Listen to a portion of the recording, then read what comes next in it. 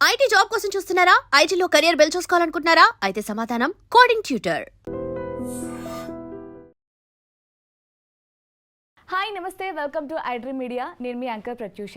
So neat ఎగ్జామ్స్కి prepare అవుతున్న students అందరికీ ఫైనల్గా నీట్ డేట్ కూడా డిక్లేర్ అయిపోయింది. May 3కి నీట్ ఎగ్జామ్ డేట్ డిక్లేర్ చేశారనమాట. సో ఎలాగ ప్రిపేర్ అవ్వాలి, మనం ఎలాంటి జాగ్రత్తలు తీసుకోవాలి, ఇవన్నీ కూడా తెలుసుకుందాం. వీటి గురించి క్లీన్ అండ్ క్లియర్గా ఎక్స్ప్లెయిన్ చేయడానికి ఈరోజు మనతో పాటు జోషువా చంద్రశేఖర్ గారు మనతో పాటు ఉన్నారు. సో సార్తో మాట్లాడి మన విషయాలు తెలుసుకుందాం. హాయ్ సార్, ఎలా ఉన్నారు? ఫైన్ అమ్మా, నేను బాగానే ఉన్నాను. నమస్తే.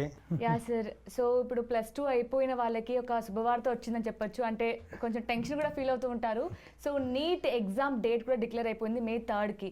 సో మనకి ఎగ్జామ్ ఎంత ఇంపార్టెంటో మనం ఫస్ట్ అప్లికేషన్ ఫామ్ని ఫిల్ చేయడం కూడా చాలా ఇంపార్టెంట్ కదా. సో ఏమైనా ప్రికాషన్స్ తీసుకోవాలంటే జాగ్రత్తలు తీసుకోవాల్సి ఉంటుందా స్టూడెంట్స్? ఓకే అమ్మ, ఇందులో ఏంటంటే పిల్లలందరికీ ఆల్రెడీ తెలుసు, జనరల్గా ఫస్ట్ వీక్ ఆఫ్ మేలో ఆ రకంగా ఉంటుందని అందరికీ ఆల్రెడీ తెలిసిన విషయమే ఇది. కరెక్ట్. దాన్ని కన్ఫర్మ్ చేస్తూ వాళ్ళు నీట్ డేట్ అనౌన్స్ చేస్తారు. ఆల్మోస్ట్ వీళ్ళకి ఒక ఐడియా ఉంటుంది, అంటే ఈ పర్టికులర్ టైంలో ఉంటుంది అని చెప్పని. దీంట్లో ఏంటంటే ముందు ఎగ్జామినేషన్ రాయటం, దాని ప్రిపరేషన్ అనేది ఇవాళ కొత్తగా మొదలుపెట్టింది కాదు. వీళ్ళంతా ఆల్మోస్ట్ ఒక 2 ఏళ్ళ నుంచి చేస్తూనే ఉంటారు. వీళ్ళకి బాగానే ఐడియా ఉంటుంది. అయితే ఏంటంటే ఈ ఫిల్లింగ్ అప్లో అంటే ముఖ్యంగా మనం చూసుకుంటే డిస్ట్రిక్ట్స్ వచ్చిన పిల్లలకి, తర్వాత ఇక్కడ ఉన్న పిల్లలకి, వీళ్ళందరికీ చాలా కన్ఫ్యూజన్స్ ఉంటూ ఉంటాయి. అందుకోసం ఏంటంటే ఫస్ట్ ఆన్లైన్లో నీట్ బ్రోషర్ ఒక డౌన్లోడ్ చేసుకుని దాన్ని క్షుణ్ణంగా చదివేసి, ఒకసారి పైనుంచి కింద వరకు చదివేసి, ఒక శాంపుల్ అప్లికేషన్ ఫామ్ ఇస్తాడు, అదొక డౌన్లోడ్ చేసుకుని దాన్ని ఒక ప్రింట్ తీసుకుని దాంట్లో ఉన్నవన్నీ మన డీటెయిల్స్ అని నీట్గా రాసుకుని ఆ తర్వాత ఫిలప్ చేయడం అనేది ఇంపార్టెంట్. ఓకే. అంటే జనరల్గా ఏంటంటే తప్పులు చేస్తూ ఉంటారు పిల్లలు. అవునవును. ఇప్పుడు ఇంకోటి ఏంటి, ఇందులో మెయిన్గా ముఖ్యంగా తప్పులు ఎలా ఉంటాయంటే మొబైల్ నెంబర్ ఇవ్వాలి. మొబైల్ నెంబర్ ఇవ్వాలంటే పిల్లల దగ్గర మొబైల్ నెంబర్ ఉంటే వాళ్ళ నెంబర్ ఇచ్చుకోవచ్చు. పిల్లల దగ్గర మొబైల్ నెంబర్ లేకపోతే ఎవరో ఫ్రెండ్దో లేకపోతే పక్కింటి వాడిదో ఎవరిదో నెంబర్ ఇవ్వడానికి ట్రై చేస్తారు. అలాంటి పనులు చేయకుండా వాళ్ళ పేరెంట్దో లేకపోతే వాళ్ళకి బాగా దగ్గరగా ఉన్న వాళ్ళది ఎవరిదో ఒక నెంబర్ ఇచ్చుకుంటే అది కరెక్ట్గా ఉంటుంది. ఇంకొంతమంది కోచింగ్ ఇన్స్టిట్యూషన్లో ఉన్న వాళ్ళు ఏంటంటే ఆ అడ్రస్ ఆ కోచింగ్ ఇన్స్టిట్యూట్ ఇస్తారు. వాళ్ళు క్లియర్గా చెప్తారు, కోచింగ్ ఇన్స్టిట్యూట్ అడ్రస్ ఇవ్వద్దు, మీ ఇంటి అడ్రస్ ఇచ్చుకోండి అని క్లియర్గా ఇస్తారు. ఈ పాయింట్ ఒకటి. తర్వాత ఇంకోటి ఏంటి, ఐడెంటిఫికేషన్ కార్డులో ఆధార్ లేదు నా దగ్గర, ఇంకేదో ఐడెంటిటీ కార్డు ఇస్తానంటాడు. ఆ ఇంకోటి ఏదో ఇచ్చినప్పుడు ఏంటంటే కొన్ని వాళ్ళకి మళ్ళీ ఇంకేదో అడిషనల్ సెక్యూరిటీ ఏదో అడుగుతారు వాళ్ళు. అందుగురించి ఏంటంటే ఈ పాయింట్స్ ఏవైతే కవర్ కావాలో అది క్లియర్గా మొత్తం చదువుకుని ఇన్స్ట్రక్షన్స్, వీళ్ళు రాయాల్సినవన్నీ, ఎక్కడ సెంటరు, తర్వాత ఏంటి ఆ కోడ్స్ ఉంటాయి, వీడు చదువుకున్న క్వాలిఫైయింగ్ డిగ్రీ ఏంటి, అది ఎప్పుడు పాస్ అయ్యాడా లేదా ఆల్రెడీ ఇప్పుడు రాస్తున్నాడా, ఎలిజిబిలిటీ ఏజ్ ఒకటి, అప్పర్ ఏజ్ లిమిట్ ఏమి ఉండదు ఇందులో, మినిమం ఏజ్ నువ్వు క్వాలిఫై అయ్యావా లేదా, ఇవన్నీ వెరిఫై చేసుకుని ఒకసారి బాగా చదువుకుని అదొక రఫ్ షీట్ మీద వాళ్ళు ఇచ్చిన శాంపుల్ షీట్ మీద ప్రింట్ తీసుకుని తర్వాత ఫిలప్ చేయడం అనేది కరెక్ట్ అమ్మా. ఓకే. సో ఆధార్ కాకుండా ఇంకా వేరే కూడా అలౌ చేస్తారమ్మా. కాకపోతే ఏంటంటే దాంతో పాటు ఇంకేదో అడిషనల్గా ఇంకేదో అడుగుతాడు, ఆధార్తో పాటు ఇంకేదో ఇవ్వమని. డైరెక్ట్గా ఆధార్ అనుకుంటే ఏంటంటే బెస్ట్, ఇంకా ఫర్దర్ ఇంకేమీ వెరిఫికేషన్ అవసరం లేదు. అది ఇవ్వడానికే ట్రై చేస్తే మంచిది. ఆధార్ లేని పిల్లలు ఎవరైతే ఉండరు నాకు తెలిసి, ఎవరు ఉండరు. బట్ బెటర్ టు ఆధార్ ఒకటే పెట్టుకోవడం బెటర్ అంతే. అది సో సార్ చాలా ఇంపార్టెంట్ కదా నీట్ అనేది. అంటే ఇప్పుడు నీట్ రాయాలనుకున్న ప్రతి స్టూడెంట్స్ కి సో ప్రిపరేషన్ అనేది చాలా ఇంపార్టెంట్. సో వాళ్ళు మంచి స్కోర్ చేయాలనుకుంటే ఎలా ప్రిపేర్ అవ్వాలి ఎగ్జామ్స్ కి? అంటే ఇప్పుడు ఏంటంటే అమ్మా, ఇప్పుడు ఇదివరకు రోజుల్లో లాగా నీట్ ఎగ్జామ్, ఇప్పుడు మేము ఎంసెట్ రాసినప్పుడు ఏంటంటే ఇంటర్మీడియట్ ఎగ్జామ్స్ అయిన తర్వాత ఎంసెట్ ప్రిపరేషన్ మొదలుపెట్టాం. అవును, అయినా కూడా బాగానే రాసేవాళ్ళం మేము. ఇప్పుడు ఏంటంటే ప్రిపరేషన్ కాంపిటీషన్ బాగా పెరిగిపోయింది కాబట్టి వీళ్ళు ఏంటంటే ఆల్మోస్ట్ ఒక 2 ఏళ్ల నుంచి ప్రిపరేషన్ మొదలు పెడతారు. కొంతమంది అయితే 8th క్లాస్ నుంచే మొదలు పెడతారు. 8th, 9th, 10th, 11th, 12th, ఆ తర్వాత రిపిటేషన్ ఇలా నడుస్తూ ఉంటుంది. అంటే వీళ్ళకి ఏవి మిస్టేక్స్ చేస్తున్నారు, ఎక్కడ మిస్టేక్స్ జరుగుతూ ఉంటాయి, ఇది అనాలిసిస్ అనేది చాలా ఇంపార్టెంట్ అమ్మా. టెన్షన్ అనేది ఫస్ట్ తగ్గించుకోవడం చాలా ఇంపార్టెంట్. అంటే టెన్షన్ పెట్టుకున్నందువల్ల ఏమైనా ఒక 2 మార్కులు ఎక్కువ వస్తాయంటే పెట్టుకోండి టెన్షన్, నేను కూడా అగ్రీ చేస్తాను. టెన్షన్ తగ్గించుకుంటే కొన్ని మార్కులు ఎక్కువ రావడానికి అవకాశాలు ఉంటాయి. ఇప్పుడు ముఖ్యంగా దీంట్లో ఏంటంటే చాలామంది పిల్లలు ఏంటంటే సబ్జెక్టులు ఏం ప్రిపేర్ అవ్వాలి అంటే జనరల్గా వీళ్ళకి ఏంటంటే బయాలజీ వీళ్ళకి చాలా ఈజీ అనిపిస్తుంది, బాటనీ జువాలజీ బాగా చదువుకోవచ్చు. ఫిజిక్స్ కెమిస్ట్రీ మాకు కొద్దిగా భయం కాబట్టి ఫిజిక్స్ కెమిస్ట్రీ వదిలేస్తాము. కెమిస్ట్రీ భయపడుతూ ఉంటారు, ఫిజిక్స్ కూడా భయపడుతూ ఉంటారు. ఇవి వదిలేసేసి ఓన్లీ బాటనీ జువాలజీ చదువుకుని వెళ్ళిపోతాను అంటారు. అంటే బాటనీ జువాలజీ మొత్తం 360 మార్కులకి 340 తెచ్చుకున్నా కూడా వాడికి సెలక్షన్ వచ్చే అవకాశం లేదు. ఇది క్లియర్గా అర్థం చేసుకోవాల్సిన పాయింట్. వాళ్ళు అంటే వాళ్ళు ప్రిపేర్ అయ్యే ముందు ఈ పాయింట్ మైండ్లో పెట్టేసుకుని నేను ఓన్లీ 2 సబ్జెక్టులు చదువుకుంటే నాకు సెలెక్షన్ రాదు కాబట్టి నేను 4 సబ్జెక్టులు చదవాల్సిందే అని ఒక పాయింట్ మైండ్లో పెట్టుకుని వాళ్ళు ప్రిపరేషన్ మొదలు పెడితే ఖచ్చితంగా బాగుంటుంది. ఇదివరకు రోజుల్లో ఎలా ఇచ్చేవాళ్ళు అంటే ఇప్పుడు ఎంసెట్ కూడా ఇదివరకు మెడికల్ ఎంట్రన్స్ ఇక్కడ లోకల్ కాలేజెస్కి ఉండేది. అప్పుడు చాలా మంది పిల్లలు ఏం చేసేవాళ్ళు అంటే బయాలజీ బాగా చేసేవాళ్ళు, ఫిజిక్స్ కెమిస్ట్రీలో మొత్తం ఏలు బీలు పెట్టేసి వదిలేసేవాళ్ళు. అంటే అంత దారుణమైన పరిస్థితిలో వాళ్ళు ఫిజిక్స్ కెమిస్ట్రీ ఉండేది. అదే కనుక నీట్లో కనుక వాళ్ళు చేయాలని కనుక చూస్తే మటుకు ఖచ్చితంగా వాళ్ళకి సెలక్షన్ వచ్చే అవకాశం లేదు. 360 మార్కులకి 360 బయాలజీలో తెచ్చుకున్నా కూడా వాళ్ళకి సెలక్షన్ రాదు. అందుకోసం ఏంటంటే వాళ్ళు ఫిజిక్స్ కెమిస్ట్రీ మీద కూడా ఫోకస్ చేయడం అనేది ఖచ్చితంగా అవసరం అమ్మా. ఓకే, సో నార్మల్గా పేరెంట్స్ ప్రెజర్ కూడా చాలా ఎక్కువ ఉంటుంది sir. At the same time వాళ్ళకి ఇప్పుడు ఇంకా బోర్డ్ ఎగ్జామ్స్, ఇంటర్ ఎగ్జామ్స్ కూడా స్టార్ట్ అవ్వలేదు. సో ఈ టైంలోనే వాళ్ళు ఇంటర్ టైంలోనే వీటికి ప్రిపరేషన్ స్టార్ట్ చేయాలంటారా, లేదంటే ఆర్ఎంసీ ఎగ్జామ్స్ రాసిన తర్వాత నీట్ గురించి ప్రిపేర్ అంటే ఇంటర్మీడియట్ ఎగ్జామ్ అనేది వీళ్ళకి ఏంటంటే ఈ రోజుల్లో చాలా ఈజీ అయిపోయింది. ఎందుకంటే ఇంపార్టెంట్ క్వశ్చన్స్ కొన్ని చదువుకోవటం, ఆ ఇంపార్టెంట్ క్వశ్చన్స్ రాసేయటం, 99%, 99.9%, అంటే 600కి 595 ఇలా మార్కులు వస్తున్నాయి. అంటే ఇంటర్మీడియట్ జనరల్గా వీళ్ళకి పెద్ద ప్రెషర్ లేదు. కానీ ఇంటర్మీడియట్లో చదువుకున్న సబ్జెక్ట్ మటుకు వీళ్ళకి ఖచ్చితంగా నీట్లో కొంతవరకు ఉపయోగపడుతుంది. అంటే వీళ్ళ ప్రిపరేషన్ ఇప్పుడు మొదలగాలి, ప్రిపరేషన్ ఎప్పుడో మొదలైపోయింది. ఇప్పుడే ఇవాళ మొదలు పెడతా ప్రిపరేషన్ అంటే మటుకు చాలా వెనకాల పడినట్టు వాడు. కానీ ప్రిపరేషన్ అనేది ఇంటర్మీడియట్ నెగ్లెక్ట్ చేసి నీట్ ఇప్పుడు చదవాలని నేను చెప్పను. ఇప్పుడు ఫర్ ఎగ్జాంపుల్ ఏంటంటే వాళ్ళు ఒక 8 అవర్స్ చదువుతుంటే ఒక 4 అవర్స్ ఇంటర్మీడియట్ చదువుకుని ఒక 4 అవర్స్ నీట్కి చదువుకోవటం కరెక్ట్. వాళ్ళు ఇంటర్మీడియట్ కనుక బాగా ఆల్రెడీ చేసేసి ఉండి నాకు ఖచ్చితంగా కాన్ఫిడెన్స్ ఉంది, నేను లాంగ్వేజెస్లో కూడా బాగా చేయగలుగుతాను అనే వాళ్ళు కనుక ఉంటే వాళ్ళు ఖచ్చితంగా నీట్కి చదువుకోవటం మంచిది. పేరెంట్స్ ప్రెషర్ అనేది ఎప్పటి నుంచి ఉంది. మేము చదువుకున్నప్పుడు మాత్రం పేరెంట్స్ ప్రెషర్ లేదు. మేము 40% వచ్చిన మా ఇంట్లో హ్యాపీగా ఉండేవాళ్ళు. ఎందుకంటే వాళ్ళకి ఏం నమ్మకం అంటే ఏదో ఒక జాబ్ వస్తుంది వీడికి అని చెప్పని. ఈ రోజుల్లో ఏంటంటే పేరెంట్స్ ప్రెషర్ అనేది తగ్గిస్తేనే పిల్లలకి కొంచెం బెటర్గా చేయగలుగుతారు. ఇది క్లియర్గా నేను చెప్పాను. మనం అర్థం చేసుకోవాల్సిన పాయింట్ ఏంటంటే మనం వాళ్ళకి కావాల్సిన అనుకూలమైన వాతావరణం, వాళ్ళకి కావాల్సిన ఫెసిలిటీస్, వాళ్ళకి కావాల్సిన పుస్తకాలు, వాళ్ళకి కావాల్సిన మెటీరియల్ మనం అందజేయటం వరకే మన బాధ్యత. సరే, ఇంకొకటి ఏంటంటే చాలా మందికి ఇప్పుడు నీట్ ఇంట్రెస్ట్ ఉండదు, బట్ ఈ పేరెంట్స్ ప్రెజర్ వల్ల, అంటే నేను అనుకున్నాను లేదంటే నా కళ నిన్ను డాక్టర్గా చూడడం అని ఇలాంటి రుద్దుతూ ఉంటారు. సో అది ఎంతవరకు కరెక్ట్ అంటారు? అంటే పిల్లలు ఇంట్రెస్ట్ లేని వాళ్ళు ఎవరుంటారంటే లెక్కలు రాని వాళ్ళు నీట్కి వెళ్తారు. అంటే జనరల్గా లెక్కలు బాగా చేయలేని వాళ్ళందరూ ఇంజనీరింగ్కి వెళ్తారు. ఎవరైతే లెక్కలు రావో వాళ్ళు నీటి కోసం వస్తారు. ఎస్పెషల్లీ చాలా మందిని మనం కనుక చూసుకుంటే నీటికి ఎందుకు వస్తున్నాం అంటే నేను ప్యాషన్తో నీటికి వచ్చాను అని చెప్పేవాళ్ళు చాలా తక్కువ మంది ఉంటారు. వీళ్ళందరూ ఎవరుంటారంటే లెక్కలు రాని వాళ్ళు, ఫిజిక్స్ సరిగ్గా ఇష్టం లేని వాళ్ళు, లేదా ఫిజిక్స్ సరిగ్గా చేయలేని వాళ్ళు, కెమిస్ట్రీ సరిగ్గా రాదనుకునే వాళ్ళు నీటికి వస్తారు. సో దీంట్లో వచ్చిన వాళ్ళందరికీ ఏంటంటే ఆప్షన్ లేదు కాబట్టి ఇందులోకి వచ్చిన వాళ్ళు చాలా మంది ఉంటారు. నిజంగా ఇంట్రెస్ట్ ఉండి ప్యాషన్ తోటి మెడిసిన్లో నేను వెళ్ళాలి అనుకునే వాళ్ళు కొంతమంది ఉంటారు. కనుక వాళ్ళ పేరెంట్స్ ఆల్రెడీ డాక్టర్స్ అయిన వాళ్ళు, అలాంటి వాళ్ళు ఎవరు ఉంటే వాళ్ళు ప్యాషన్తో వచ్చిన వాళ్ళు ఉంటారు. కానీ చాలా మంది ఏంటంటే ఇంకా వాళ్ళ దగ్గర వేరే ఆప్షన్ లేదు, లేదా కామర్స్కి వెళ్ళాలి. సో కామర్స్ ఇష్టం లేకుండా ఇంజనీరింగ్ రాకుండా చివరికి వచ్చిన వాళ్ళు మీ దీంట్లో మెడికల్ దీనికి వచ్చిన వాళ్ళు చాలా మంది ఉంటారు. అంటే వీళ్ళు ఏంటంటే ఏదో చాయిస్తో వచ్చిన వాళ్ళు కాదు, అంటే గతి లేక వచ్చిన వాళ్ళు చాలా మంది ఉంటారు ఇందులో. సరే, ఇందాక మీరు అన్నట్లు అంటే ఒకప్పుడు మేము జస్ట్ ఇంటర్మీడియట్ ఎగ్జామ్స్ అయిపోయిన తర్వాత ప్రిపేర్ అయ్యే వాళ్ళం, అప్పుడు కూడా మాకు ఆర్ఎంసీ ఎగ్జామ్స్ రాసేవాళ్ళం అని చెప్పారు. బట్ ఇప్పుడు చాలా వరకు నిజంగానే మీరు అన్నట్లు 10th నుంచి 8th నుంచి కూడా ప్రిపరేషన్ స్టార్ట్ చేస్తున్నారు. కానీ ఎందుకు మంచి ర్యాంక్స్ రావట్లేదు? స్టూడెంట్స్ అనుకున్న స్థాయిలో 1 నుంచి 100 వరకు 100 ఉంటాయి నంబర్లు. 1 నుంచి 100 వరకు 1000 ఉండవు కదా. అంటే ఏంటి, ఎంత చదివినా కూడా ఆ సెగ్మెంట్ ఆఫ్ పిల్లలు ఎవరైతే సెలెక్షన్ వస్తారో వాళ్ళది ఫిక్స్ అయ్యి ఉంది ఆల్రెడీ. అంటే వాళ్ళు ఏంటంటే ఇందులో ఎట్లా ఉంటుందంటే బార్డర్లో ఉన్నవాళ్ళు లేకపోతే మరీ కింద ఉన్నవాళ్ళు ఎందుకు నాకు సెలెక్షన్ రావట్లేదు అంటే దీంట్లో మెజారిటీ ఆఫ్ ద టైమ్స్ ఏమవుతుందంటే అమ్మా వాడికి అసలు ఆ దాని మీద ఇంట్రెస్టే లేదు. వచ్చాడు, ఒక ఇంజనీరింగ్ కాలేజ్లో చేరదామా లేకపోతే ఒక మెడికల్ కాలేజ్లో చేరదామని చదువు మొదలుపెట్టాడు. మొదలుపెట్టిన తర్వాత సపోజ్ ఇప్పుడు ఒక సెలెక్షన్ ఒక 720 మార్కులకు ఒక 550 మార్కులు సెలెక్షన్ వస్తుంటే వీడు ఒక 400 దగ్గర ఉంటే వీడు కొంచెం కష్టపడితే వీడు 500 దానికి రావడానికి అవకాశం ఉంటుంది. 720 మార్కులు వీడు రాస్తే వీడికి మార్క్ టెస్ట్లలో 200, 110, 150 వచ్చిన వాడు ఎంత కష్టపడ్డా కూడా వాడికి ఆ సెలెక్షన్లో రావడానికి ఆ టైం సరిపోదు. వాళ్ళు అందుకోసం ఏం చేయాలి, ఎక్కడ నేను లోపం ఉంది ఆ మొత్తం లిస్ట్ అవుట్ చేసుకుని ఒక ఏడాది మొత్తం ఒక అనాలిసిస్ చేసుకుని క్లియర్గా చదువుకుంటూ ఫస్ట్ వాడు ఒక సగం మార్కులకి పట్టుకొస్తే అప్పుడు వాడికి కొద్దిగా ఏమొచ్చిందంటే ధైర్యం వస్తుంది. ఇక్కడ ఏంటంటే ప్రపంచకంలో ఎవ్వరూ ఆ పిల్లాడికి సెలక్షన్ తెప్పించలేరు, వాడు తప్పితే. వాడు కనుక నేను చదువుకుంటాను అని ఒక నమ్మకంతో ముందుకు కనుక వెళ్తే 200 మార్కులు వచ్చిన వాడు 400 తెచ్చుకోగలడు, 400 తెచ్చిన వాడు 550 తెచ్చుకోగలడు, 550 వచ్చిన వాడు 600 తెచ్చుకోగలడు. ఇది మెయిన్ అమ్మా. ఇది ముఖ్యమైన పాయింట్ ఇది. చాలా చక్కగా చెప్పారు సార్.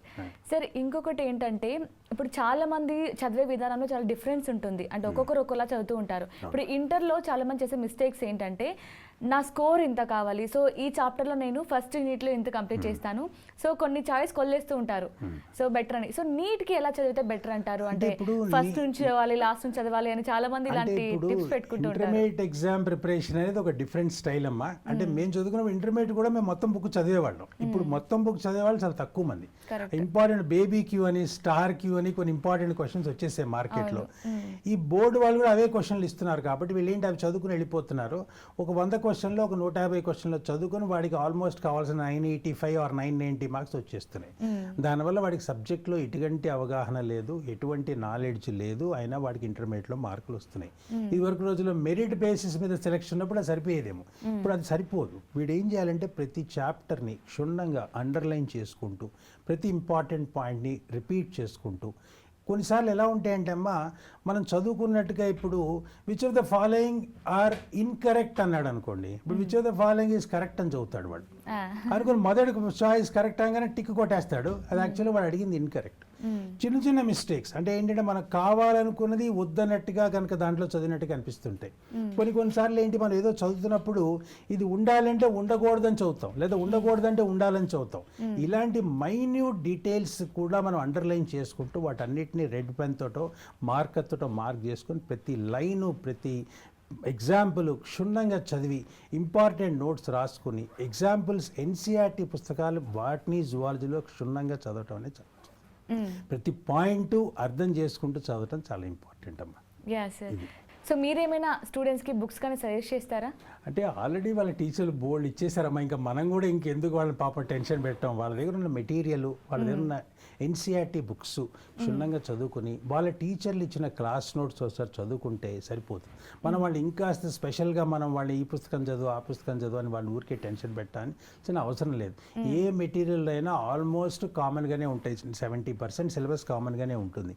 వాళ్ళు ఇచ్చిన టీచర్ నోట్స్ని మటుకు షార్ట్ నోట్స్ లాగా దాన్ని రాసుకుని నీట్గా అది కనుక రివిజన్ చేసుకుంటే వాళ్ళకి ఎక్కువ బెనిఫిట్ ఉంది. టీచర్ మీద ఎక్కువ నమ్ముకుంటే చాలా బెనిఫిట్ వాడికి జరుగుతుంది మనం చెప్పేదానికంటే కూడా. ఎందుకంటే ఆ టీచర్ మీద వాడికి నమ్మకం ఉంటుంది. ఆ టీచర్ వాడి మెంటాలిటీ అర్థం చేసుకుని ఇది చదువుకో అని చెప్తాడు. ఆ పాయింట్స్ని రాసుకుని దాన్ని క్లియర్గా కనుక చదువుకుంటే మటుకు వాళ్ళకి బెనిఫిట్ ఖచ్చితంగా జరుగుతుంది. సార్, ఇందాక మనం మాట్లాడుకున్నట్లే చాలా మంది ఎగ్జామ్ అనగానే చాలా మంది బాగా ప్రిపేర్ అవుతూ ఉంటారు. బట్ ఎగ్జామ్ దగ్గరికి వెళ్ళగానే ఒక తెలియని టెన్షన్ రావడం, యాంగ్జైటీ ఫీల్ అవ్వడం, ఇలాంటి సరిగ్గా అంటే అక్కడ ఉన్న వర్డ్ కంటే డిఫరెంట్ వర్డ్ చదివేసి మిస్టేక్స్ చేయడం, ఇలాంటివన్నీ చేస్తూ ఉంటారు. సో మెయిన్గా మన తెలుగు 2 రాష్ట్రాలు స్టూడెంట్స్కి మీరు ఏమైనా టిప్స్ చెప్తారా ఎగ్జామ్లో ఎలాంటి ఫాలో అవుతే మంచిది అని? అంటే ఫస్ట్గా ఏంటంటే అమ్మా బేసిక్గా ఏంటంటే మనకంటే ఇంపార్టెంట్ ఏది లేదు లైఫ్లో. అంటే ఏంటంటే నేను ఇంపార్టెంట్ ఫస్ట్, నా తర్వాత ఎగ్జామ్. ఈ పాయింట్ కనుక మైండ్లో కనుక పెట్టుకుంటే పిల్లాడు అర్థం చేసుకోవాల్సింది అంటే anything is not important more than మీ.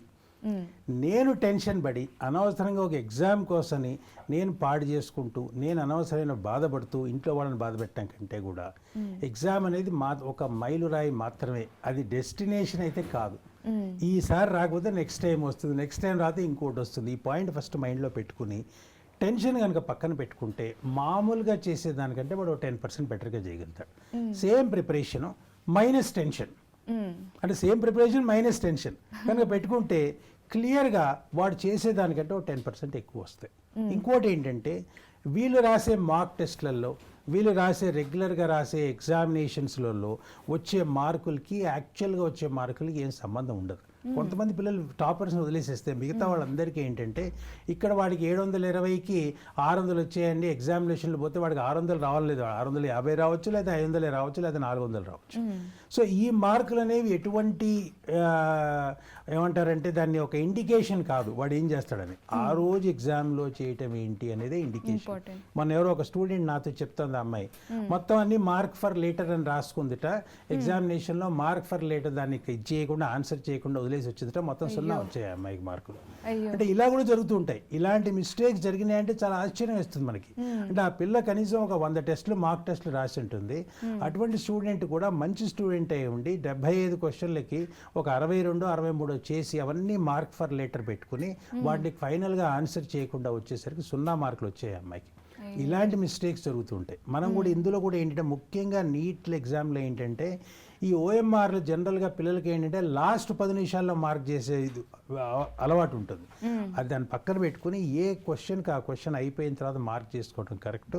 లేదంటే ఒక సబ్జెక్ట్ అయిపోయిన తర్వాత ఆ మొత్తం మార్క్ చేసుకొని మళ్ళీ చేయటం. ఎందుకంటే జనరల్గా ఓఎంఆర్లో ఏం జరుగుతుందంటే వీళ్ళు మధ్యలో కొన్ని క్వశ్చన్లు వదిలేస్తారు.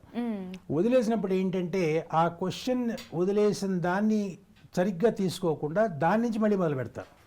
అంటే ఒకటో క్వశ్చన్ నుంచి రాయాల్సింది రెండో క్వశ్చన్ వీడి మూడో క్వశ్చన్ అవుతుంది. అప్పుడు ఏమవుతుంది, ఆ మొత్తం ఓఎంఆర్ అంతా రాంగ్గా మార్క్ అయిపోతుంది. ఆ మొత్తం ఓఎంఆర్ రాంగ్ మార్క్ వేసరికి వాడికి వచ్చే మార్కులు పోయి నెగిటివ్ మార్కులు రావడం మొదలు పెడతాయి. ఇదేంటంటే వాళ్ళు జాగ్రత్తగా అర్థం చేసుకోవాల్సిన పాయింట్ ఏంటంటే ఎప్పటికప్పుడు టెన్షన్ లేనప్పుడు మనం కనుక మార్క్ చేసేసుకుంటే, ఇప్పుడు ఫస్ట్ బాటనీ చేస్తున్నారు, బాటనీ అయిపోయింది, జువాలజీ అయిపోయింది, అయిపోయిన తర్వాత మొత్తం మార్క్ చేసేసుకుని లాస్ట్ ఒక అరగంట ముందు ఓఎంఆర్ మార్క్ చేసుకునే పద్ధతిని పక్కన పెట్టుకుని ముందే అన్ని క్లియర్గా మార్క్ చేసుకుంటూ వస్తే వాళ్ళకి ఆ టెన్షన్ తగ్గుతుంది. టెన్షన్ తగ్గించుకుంటే 10% మార్కులు ఎక్కువ వస్తాయి. ఇలా మార్క్ ఫర్ లేటర్ అని రాసుకున్న తర్వాత టైం అయిపోతుందని ఫీల్ అవుతుంది. ఇందులో మార్క్ ఫర్ లెటర్ ఓఎంఆర్ కాబట్టి ఇందులో ఆ ప్రాబ్లం లేదు. వీళ్ళు ఏం చేస్తారు, ఆ తొందరగా మార్క్ చేసి రెండో క్వశ్చన్ దగ్గర నుంచి మొదలు పెట్టాల్సింది మూడో క్వశ్చన్ నుంచి మొదలు పెడతారు. మొత్తం అన్ని పోయినట్టే ఆన్సర్స్. ఇలాంటి పొరపాటు నెక్స్ట్ కి షిఫ్ట్ అయిపోతుంది కాబట్టి మొత్తం పోతాయి. ఇది జాగ్రత్తగా ఉండి వాళ్ళు ఓఎంఆర్ ని చివర్లు మార్క్ చేయకుండా ముందే మార్క్ చేసుకోవటం మంచిదమ్మా. ఇది చాలా ఇంపార్టెంట్ సార్, చాలా ఇంపార్టెంట్ పాయింట్ అనేది. ఆన్లైన్ దాంట్లో ఈ మిస్టేక్ మార్క్ ఫర్ లేటర్ జరిగిన మిస్టేక్ ఇందులో కూడా జరుగుతూ ఉంటాయి. ఆ మిస్టేక్స్ లేకుండా నీట్గా హాల్ టికెట్ నెంబర్ అవన్నీ కరెక్ట్గా రాసి నీట్గా రాసుకుంటే వాళ్ళకి వచ్చే మార్కుల కంటే 10% మార్క్స్ ఎక్కువనే రావడానికి అవకాశాలు ఉంటాయి. సార్ ఈ ఇయర్ ఎలా ఉండిపోతుంది సార్ మన నీట్ ఎగ్జామినేషన్? అంటే ప్రీవియస్ ఇయర్కి ఈ ఇయర్కి ఏమైనా డిఫరెన్స్ ఉండబోతుంది? అంటే ఈ ఇయర్ ఎలా ఉంటుందని ఈవెన్ పేపర్ సెట్ చేసిన వాళ్ళు కూడా తెలియదు ఉన్నమాట, వాస్తవంగా చెప్తున్నా. కాకపోతే ఏంటంటే ఇప్పుడు ఇదివరకు అంటే లాస్ట్ ఇయర్ టు ముందు కనుక చూసుకుంటే చాలా మంది పిల్లలకి 720 on 720 వచ్చాయి. అక్కడ ఏదో కొన్ని దగ్గర ఏదో ఇబ్బందులు ఏవో జరిగినాయి, గొడవలు జరిగినాయి, ఇవన్నీ కూడా పక్కన పెట్టేసుకుంటే 720 on 720 వచ్చే పిల్లలు చాలా మంది ఉండేవాడు. అంటే ఒక అట్లీస్ట్ 30 మందో 50 మందో 100 మందో ఉండేవాడు. లాస్ట్ ఇయర్ కనుక చూసుకుంటే అవుట్ ఆఫ్ 720 686 మ్యాక్సిమం వచ్చింది.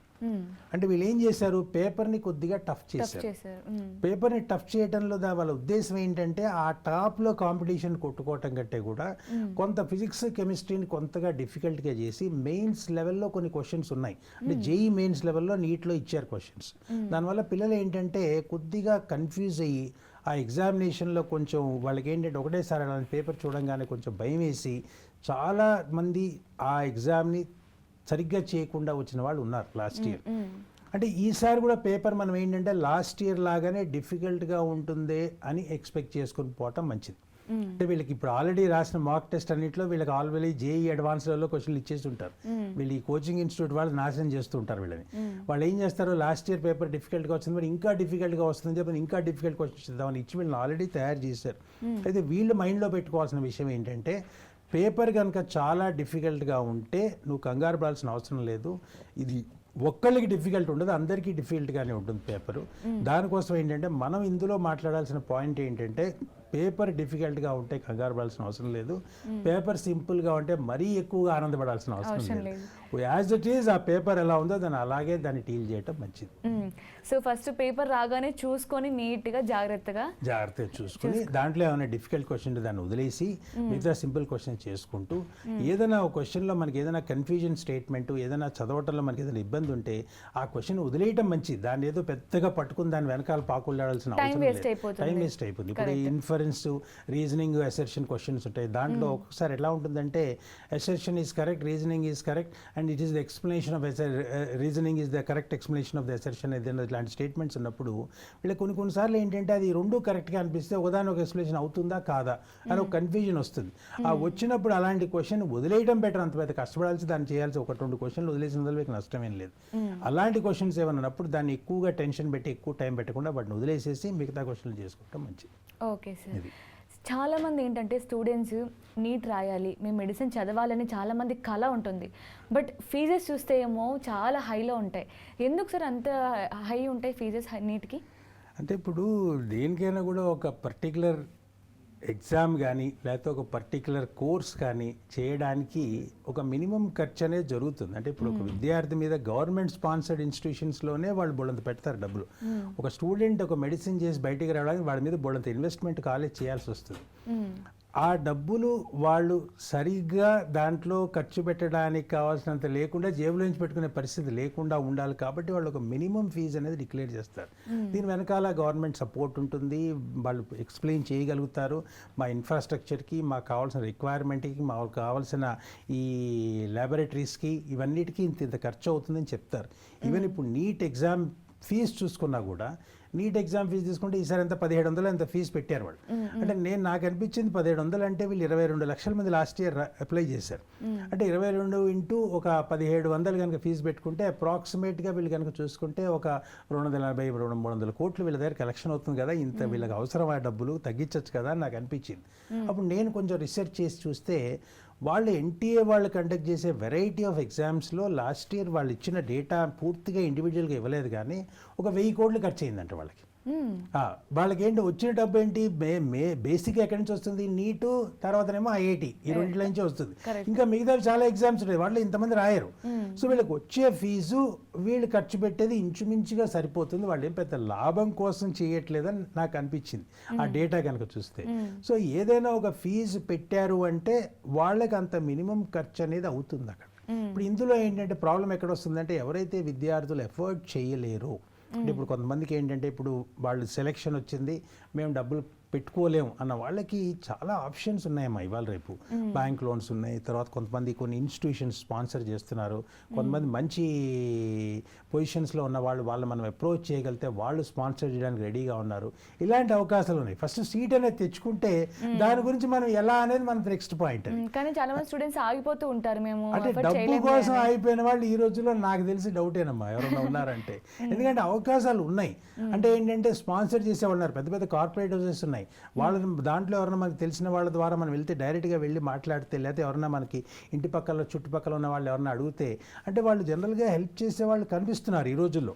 అంటే ఇదివరకు రోజుల్లో లాగా ఏంటంటే నా దగ్గర లేవు నేను నీకేమి ఇస్తాననే పరిస్థితి కాకుండా మనం కరెక్ట్గా స్పాన్సర్, ఇప్పుడు నాకు తెలిసిన వాళ్ళు కొంతమంది ఉన్నారు, వాళ్ళు ఇట్లాంటి పిల్లలకు స్పాన్సర్ చేస్తూ ఉంటారు. అలాంటి వాళ్ళని కనుక మనం పట్టుకోగలిగితే ఈ ఆర్థికంగా ఫైనాన్షియల్ రీజన్ వల్ల కోర్స్ చదవలేని వాళ్ళు చాలా తక్కువ మంది ఉన్నారు నాకు అనిపిస్తుంది. అంటే ఇందులో ఎవరన్నా ఉంటే మరి తెలియదు, మరి అలాంటి వాళ్ళు ఎవరన్నా ఉంటే మరి వాళ్ళు ఇలాంటి వాళ్ళని అటాచ్ చేయటం అనేది ఎవరన్నా చేయాలి. మీలాంటి టీవీ వాళ్ళు, మీడియా వాళ్ళే చేయాలి. ఈ పిల్లలు ఉన్నారు, వీళ్ళందరికీ సెలెక్షన్ వచ్చింది, ఎవరన్నా స్పాన్సర్ చేయగలుగుతారా అని ముందుకు రండి అని కనుక మీరు కనుక ముందుకు తీసుకొస్తే నేను అనుకుంటున్నా స్పాన్సర్ చేయ వాళ్ళు ఉన్నారు. అలాంటి వాళ్ళు దొరుకుతారని నాకు అనిపిస్తుంది. అది అదిమ్మా చాలా గ్రేట్ ఆ విషయం అయితే మాత్రం. అంటే చదువు అనేది చాలా ఇంపార్టెంట్ కాబట్టి ఒక స్టూడెంట్స్కి మనం, చాలా మంది స్టూడెంట్స్కి వాళ్ళ చదువుకి మనం హెల్ప్ చేసిన వాళ్ళు అవుతాం. డెఫినెట్గా మీరు అలాంటి ప్రోగ్రామ్ ఒకటి చేయండి. ఇంతమంది సెలెక్షన్ వచ్చాయి, ఇగో ఎవరైనా స్పాన్సర్ చేయడానికి ముందుకు వస్తారా అని మీరే ఒక ప్రోగ్రామ్ చేయండి. ఆ పిల్లలు జెన్యూన్ పిల్లలు, వాళ్ళకి సెలెక్షన్ వచ్చినాయి, ఎఫర్ట్ చేయలేరు, ఎవరైనా ముందుకు వస్తారు చేయడానికి. అలాంటి ప్రోగ్రామ్ ఒకటి చేయండి అమ్మా మీరు. డన్ సార్, తప్పకుండా. సో ఫైనల్గా ఇప్పుడు నీట్ ఎగ్జామ్స్ రాయబోయే స్టూడెంట్స్కి ఏం చెప్తారు? వాళ్ళ తల్లిదండ్రులు కావచ్చు, స్టూడెంట్స్ కావచ్చు. అంటే ఫస్ట్ ఆఫ్ ఆల్ ఏంటంటే తల్లిదండ్రులకు చెప్పాల్సిన మొదటి పాయింట్ ఏంటంటే, మనం ఒక చెట్టు విత్తనం నాటుతున్నాం, దానికి కావాల్సిన వాటరు, దానికి కావాల్సిన అట్మాస్ఫియర్, దానికి కావాల్సిన ఎరువులు అన్నీ వేయండి. కానీ మీరు ఒక వరి గింజ వేస్తే గోధుమ చెట్టు అయితే రాదు.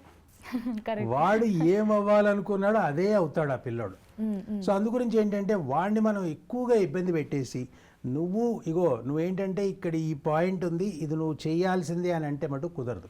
వాడికి కావాల్సిన అట్మాస్ఫియర్, వాటరు, అన్నీ ప్రొవైడ్ చేసి వాడు ద బెస్ట్ చేయడానికి కావాల్సిన అవకాశాలు మీరు వాడికి ప్రొవైడ్ చేస్తే వాడు ఖచ్చితంగా బాగా చేయగలుగుతాడు. ఇది ఫస్ట్ పాయింట్. రెండో పాయింట్ ఏంటంటే, పిల్లలకు అర్థం చేసుకోవాల్సిన పాయింట్ ఏంటంటే, పేరెంట్స్ డ్రీమ్స్ మీ మీద పెట్టుకున్నారు, కానీ అట్ ది సేమ్ టైం మీరేదో చేసి వాళ్ళని ఉద్ధరిస్తారనే పద్ధతి లేదు ఈ రోజుల్లో. ఇదివరకు ఎలా ఉండేదంటే, ఈ పిల్లలు పైకి వచ్చి నన్ను చూస్తారు అనే ఒక అవకాశం, అనే ఒక ఫీలింగ్లో పేరెంట్స్ ఉండేవాడు. ఈ రోజుల్లో అలాంటి పేరెంట్స్ ఎవరు లేరు. పేరెంట్స్కి ఏంటంటే వీడు చదువుకొని వీడు బాగుపడితే వీడు బాగుంటాడనే ఫీలింగ్ తప్పితే వీడు చదివి నాకేదో డబ్బులు ఇస్తాడనే ఫీలింగ్ అయితే లేదు. అందుకోసం పిల్లలు అర్థం చేసుకోవాల్సిన పాయింట్ అంటే ఎప్పుడైనా వాళ్ళు ఏదైనా ఇమోషనల్గా ఏదైనా పాయింట్ అన్నప్పుడు వాళ్ళు కూడా రియాక్ట్ కాకుండా నేను చదవడానికి ట్రై చేస్తున్నాను ఒక పాయింట్ క్లారిఫై చేయడం ఇంపార్టెంట్ అమ్మా. ఇంకొక విషయం ఏంటంటే బేసిక్గా ఏంటంటే వాళ్ళు ఏదైతే సబ్జెక్ట్ వాళ్ళకి బాగా వచ్చో ఆ సబ్జెక్ట్లో ఇంపార్టెంట్ నోట్స్ ఇంపార్టెంట్ పాయింట్స్ రాసుకోవటం, షార్ట్ నోట్స్ రాసుకోవటం, ఎస్పెషల్లీ ఫిజిక్స్ అండ్ కెమిస్ట్రీ కనుక వాళ్ళు వీక్గా ఉంటే దాంట్లో ఏ చాప్టర్స్ వాళ్ళు వీక్గా ఉన్నారు, ఏ చాప్టర్స్ బెటర్గా ఉన్నారు ఒక లిస్ట్ రాసుకొని దాన్ని చదువుకోవటం అనేది చాలా ఇంపార్టెంట్ అమ్మా. ఫైనల్గా ఏంటంటే టెన్షన్ తగ్గించుకోండి, వచ్చింది వస్తుంది, ఇది ఫెయిన్ అంతే. Nice sir, thank you so much sir. Thank you అమ్మా, నమస్తే.